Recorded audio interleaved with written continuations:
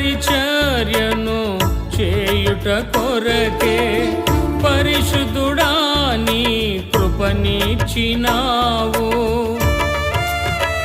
లేవి వంశస్థుడొకడు వెళ్ళి లేవి కుమార్తె వివాహం చేసుకొనెను. ఆ స్త్రీ గర్భవతి అయి కుమారుని కని వాడు సుందరుడయ్యుండుట చూచి 3 నెలలు వానిని దాచెను. తరువాత ఆమె వాని దాచలేక వాని కొరకు ఒక జమ్ము పెట్టి తీసుకొని దానికి జిగటమనును కీలును పూసి అందులో ఆ పిల్లవానిని పెట్టి ఏటి ఒడ్డున జమ్ములో దానిని ఉంచగా వానికేమి సంభవించునో తెలుసుకొనుటకు వాని అక్క దూరముగా నిలిచి ఉండెను. ఫరో కుమార్తె స్నానము చేయుటకు ఏటికి వచ్చెను.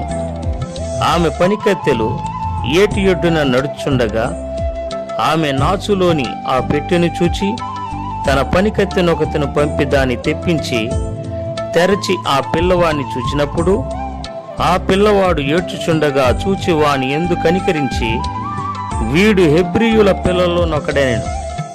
అప్పుడు వాని అక్క ఫరో కుమార్తెతో నీ కొరకు ఈ పిల్లవాడిని పెంచుటకు నేను వెళ్ళి హెబ్రీ స్త్రీలలో ఒక దాదిని పిలుచుకొని వస్తున్నా అనేను. అందుకు ఫరో కుమార్తె వెళ్ళుమని చెప్పగా ఆ చిన్నది వెళ్ళి ఆ బిడ్డ తల్లిని పిలుచుకొని వచ్చాను.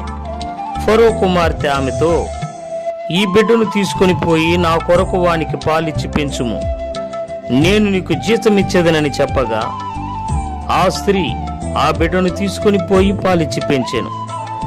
ఆ బిడ్డ పెద్దవాడైన తరువాత ఆమె ఫరో కుమార్తె యొద్దకు అతని తీసుకొని వచ్చాను. అతడు ఆమెకు కుమారుడాయను. ఆమె నీటిలో నుండి ఇతని తీసి తినని చెప్పి అతనికి మోషే అను పేరు పెట్టెను.